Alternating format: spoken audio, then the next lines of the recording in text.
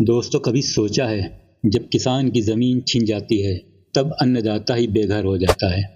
तो अदालत की चार दीवारी के भीतर इंसाफ किसका होता है?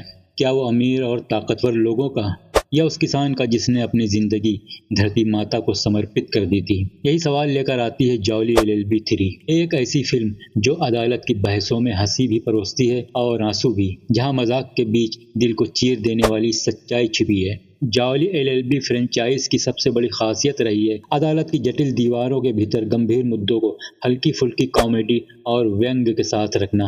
पहले हिस्से में अरशद वारसी ने अपनी सादगी से जॉली को वो पहचान दी जिसने दर्शकों का दिल जीत लिया था। दूसरे हिस्से में अक्षय कुमार आए और जॉली का चेहरा बदल गया, तेवर बदल गए। लेकिन अब तीसरे हिस्से में दोनों जॉली आमने सामने हैं। जगदीश त्यागी उर्फ जॉली यानी अरशद वारसी, जगदीश मिश्रा उर्फ जॉली यानी अक्षय कुमार। दो वकील, दो सोच, एक अदालत और एक ही सच। फिल्म आधारित है 2011 के भट्टा परसौल किसान आंदोलन पर, लेकिन पर्दे पर इसे राजस्थान के बीकानेर की पृष्ठभूमि दी गई है। बीकानेर का एक गांव जहां खेतों की हरियाली अचानक लालच की आग में जलने लगती है। इंपीरियल ग्रुप का मालिक हरि भाई खेतान यानी गजराज राव किसानों की जमीन हड़प कर बीकानेर टू बोस्टन नामक प्रोजेक्ट खड़ा करना चाहता है। लेकिन दोस्तों, जमीन सिर्फ मिट्टी नहीं होती, वो माँ होती है, वो पहचान होती है। गांव का लोग कवि राजा राम सोलंकी अपनी जमीन खोने के दर्द में आत्महत्या कर लेता है और यहीं से कहानी दिल को चीरती है, क्योंकि मौत के बाद भी साजिश नहीं थमती। खेतान मीडिया में झूठी कहानियां फैलाता है कि राजा राम के उसकी बहू के साथ अवैध संबंध थे। सोचिए, जिस इंसान की मौत हो चुकी है उसकी इज्जत भी बाजार में इस तरह नीलाम की जा रही है। राजा राम की पत्नी जानकी यानी सीमा विश्वास अपनी टूटी जिंदगी समेटकर दिल्ली पहुंचती है। वो मदद मांगती है जॉली यानी अरशद वारसी से। पहले तो जॉली अनमना हो जाता है, वो सोचता है ये केस उसके बस का नहीं। लेकिन जब ज़मीर जागता है वो एक जनहित याचिका दायर करता है। वारसी के तर्क और विपक्षी वकील यानी अक्षय कुमार दूसरे जाली की दलीलें न्यायमूर्ति सुंदर लाल त्रिपाठी यानी सौरभ शुक्ला की चौखट पर भिड़ती हैं। नतीजा, याचिका खारिज हो जाती है। लेकिन कहानी यहीं ख़त्म नहीं होती। जानकी अदालत के बाहर सीधे जॉली यानी अक्षय कुमार से मिलती है और अपनी आप बीती सुनाती है। और यही वो पल है जहां मिश्रा का दिल पिघलता है और उसके अंदर से इंसान बाहर आता है। अब दोनों जॉली एक हो जाते हैं और खेतान जैसे ताकतवर व्यापारी के खिलाफ खड़े हो जाते हैं। यहीं से असली लड़ाई शुरू होती है, सत्ता बनाम जनता की। अगर अभिनय की बात करें तो अरशद वारसी इस फिल्म की रीढ़ की हड्डी हैं। उनकी सधी हुई अदायगी, गहरी आवाज़ और बिना किसी दिखावे का अभिनय अदालत को जिंदा कर देता है।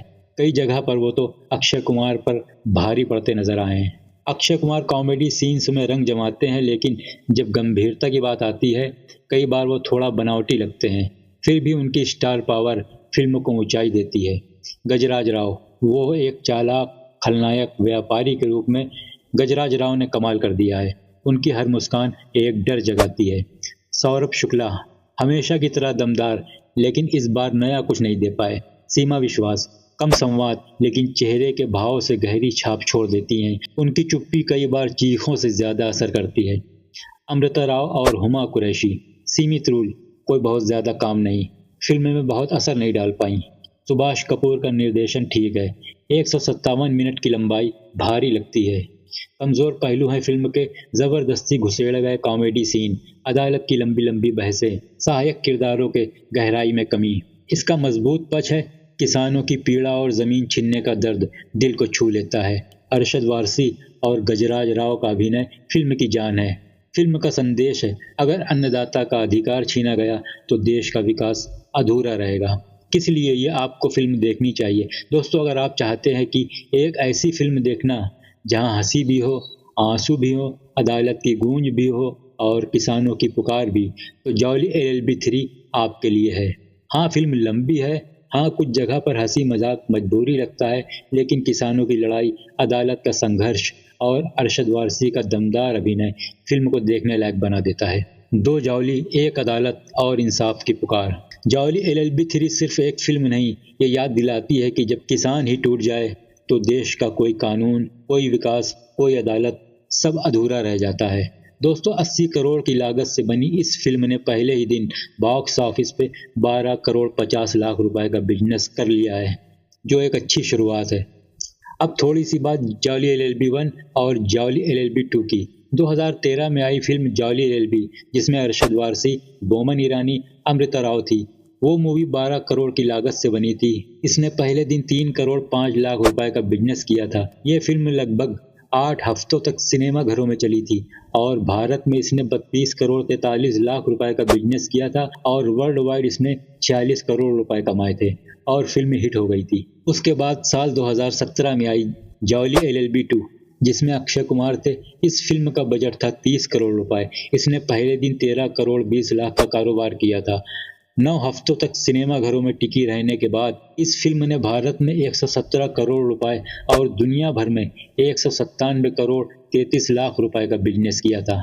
अब सवाल यह है कि क्या जॉली एलएलबी 3 इन फिल्मों से आगे निकल पाएगी या पिछड़ जाएगी? आपको क्या लगता है? ये था हमारा जॉली एलएलबी 3 मूवी का रिव्यू। क्या आपने ये फिल्म देखी? आपके हिसाब से किसने ज्यादा दमदार परफॉर्मेंस दी, अरशद वारसी या अक्षय कुमार ने? कमेंट में जरूर बताएं।